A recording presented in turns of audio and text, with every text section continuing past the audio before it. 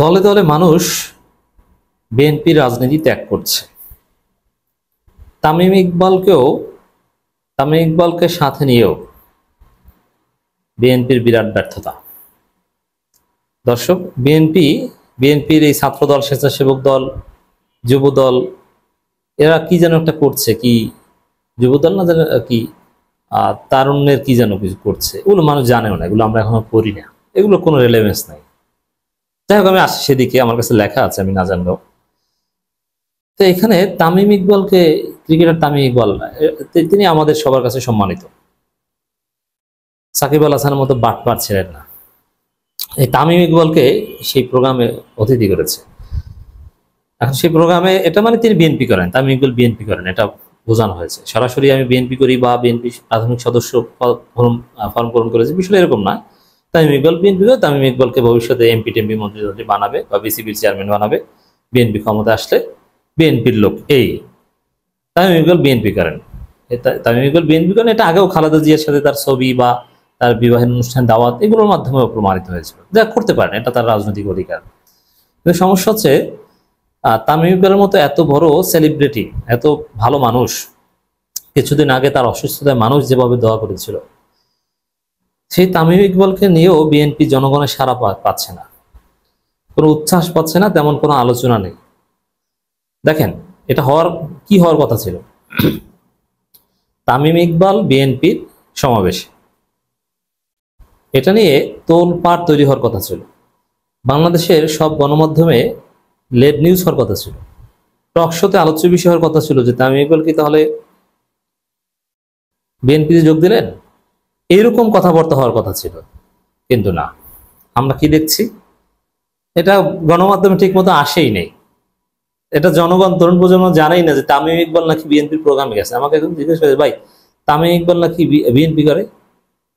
দেখলাম একটা ছবি যে বিএনপির প্রোগ্রামে গেছে নাকি, অথচ এটা মানুষের টক অফ দ্য কান্ট্রি হওয়ার কথা। কিন্তু এগুলো তেমন আলোচনা পাচ্ছে না, গুরুত্ব পাচ্ছে না। এর মানে তামিম ইকবালকে সাথে নিয়েও বিএনপি সাড়া পাচ্ছে না। তো বিএনপির যে এই যে প্রোগ্রামটায় তামিম ইকবাল গিয়েছে, ঐতিহাসিক প্লো গ্রাউন্ডে চট্টগ্রামের 10 তারিখ যেটা হয়েছে, জাতীয়তাবাদী যুবদল, স্বেচ্ছাসেবক দল ও ছাত্রদলের উদ্যোগে তারুণ্যের সমাবেশে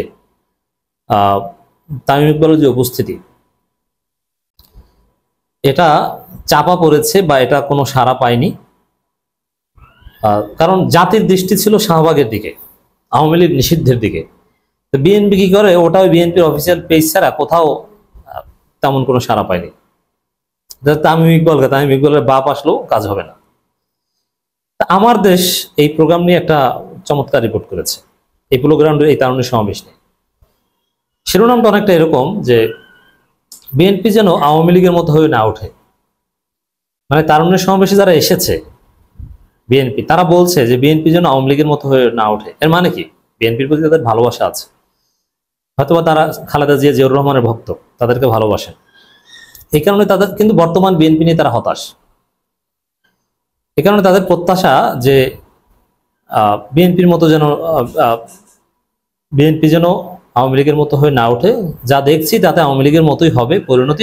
এটা বিএনপিও বোঝে, যেমন গয়েশ্বর বলছে 2 দিন পর যদি বিএনপি নিষিদ্ধ চায়, এর মানে কি, এরা আকাম করবে আওয়ামী লীগের মতো, তারপর বিএনপি নিষিদ্ধ জনগণ চাইতে পারে, একটা বিশ্বাস তাদের হয়ে গেছে। যাই হোক দর্শক, তো এভাবে উপস্থিত যারা, এমনিতে উপস্থিতি অত্যন্ত কম, এটা তাদের জন্য লজ্জাজনক। প্লোগ্রাউন্ড মাঠে তারুণ্যের সমাবেশে অল্প কিছু লোক হয়েছে। এত বড় একটা বিভাগীয় পর্যায়ে তারুণ্যের সমাবেশ, সব দলটল মিলে, কিন্তু উপস্থিতি নাই। আপনারা ভালোভাবে যদি ছবি দেখেন, মানে সারা মানুষ বিএনপি ত্যাগ করছে, বিএনপি করছে না, বিএনপি ছাড়ছে। আপনারা এর মধ্যে খবর পেয়েছেন যে আওয়ামী লীগ নিষিদ্ধ প্রশ্নে সঠিক অবস্থান না নেয় ছাত্রদল নেতার পদত্যাগ। এখন আনুষ্ঠানিকভাবে বিএনপির সুসময়ে একজন পদত্যাগ করেছে, কিন্তু পদত্যাগ ছাড়া নীরবে নিবৃতে বা ফ্লোটিং ভোটার, এরা বিএনপি ত্যাগ করেছে, এটা লক্ষ লক্ষ পাবেন আপনি। বিশেষ করে আওয়ামী লীগ নিষিদ্ধ প্রশ্নে এই জায়গাটায় বিএনপির যে ভূমিকা আওয়ামী লীগের পক্ষে, এবং জনগণের সাথে, বা এই জায়গায় বিএনপির রোল ছিল না। তো এই জায়গাটায় আমি বিশ্বাস করি যে বিএনপির যারা সমর্থক ছিল তারা হতাশ হয়ে বিএনপিকে বর্জন করতে শুরু করেছে, কিংবা করবে, ব্যাপকভাবে করেছে। অলরেডি অনেকে ছাড়ছে না, এদের দিয়ে হবে না, এই বিএনপি পারবে না। এবার আসি, দেখি মির্জা ফখরুলের কিছু চাপাবাজি শুনি। দেশের 18 কোটি মানুষ আওয়ামী লীগকে দেখতে চায় না। ফখরুল, আওয়ামী লীগ নিষিদ্ধ হয়েছে না, এখন দেখবেন যে আমরা তো আওয়ামী লীগ নিষিদ্ধ চেয়েছিলাম, আমরা বলি নাই, আমরা সিদ্ধান্ত নিয়েছিলাম, আমরা আগেই বলেছিলাম, আমরাই তো এটা বলেছিলাম, আমাদের নীরব সম্মতি ছিল, সরকারের প্রতি আমাদের গ্রিন সিগন্যাল ছিল, আমরা সরকারকে জানিয়ে দিয়েছিলাম যে নিষিদ্ধ করেন, হয়তোবা আমরা ব্যস্ততার কারণে রাজপথে আসতে পারিনি। খালেদা জিয়া তার ছোট ভাইয়ের বাসায় দাওয়াত খেতে যেতে পারেন, আর শাহবাগে আসার আহ্বানে সাড়া দিতে পারেন না, দুঃখজনক। তো দর্শক, 18 কোটি মানুষ আওয়ামী লীগকে দেখতে চায় না, এটা চাপাবাজি। বিএনপি তো আওয়ামী লীগকে দেখতে চায়, আর এটা বড় চাপাবাজি। 18 কোটি মানুষ, বাংলাদেশের মানুষই 18 কোটি, তার মধ্যে আওয়ামী লীগ আছে কতজন? আওয়ামী লীগ ফ্যাসিস্ট, আওয়ামী লীগ খারাপ, সব ঠিক আছে, কিন্তু আওয়ামী লীগের ভোট অনেক অনেক রিপোর্ট অনুযায়ী বিএনপির চেয়ে বেশি। ফিক্সড ভোটার, ফ্লোটিং ভোটার যদি বাদ দেই, আওয়ামী লীগের ভোটারের সংখ্যা বিএনপির চাইতে বেশি এখনো থাকতে পারে। এদের মধ্যে কোনো রিমোর্স নেই। যারা আওয়ামী লীগ করতো তারা এখনো করে, হয়তো ফ্লোটিং ভোটাররা আওয়ামী লীগকে আর ভোট দিবেন না, কিন্তু যারা আওয়ামী লীগ করতো তারা করে, তাদের মধ্যে অনতক্ত না। অল্প কিছু লোকজন আওয়ামী লীগ ছেড়েছে, তার চাইতে বিএনপি ছাড়ছে এখন বেশি মানুষ। তো এই জায়গাটায় আওয়ামী লীগ তো এখনো দল হিসাবে, দলের ফিক্সড ভোটার বিএনপির চাইতে বেশি। তো 18 কোটি মানুষ আওয়ামী লীগকে দেখতে চায় না, মানে আওয়ামী লীগ দেখতে চায় না, মানে চাপাবাজি। এই জন্য দেখবেন যে আওয়ামী লীগের বিরুদ্ধে বিএনপি বক্তব্য বেশিরভাগ ক্ষেত্রেই চাপাবাজি।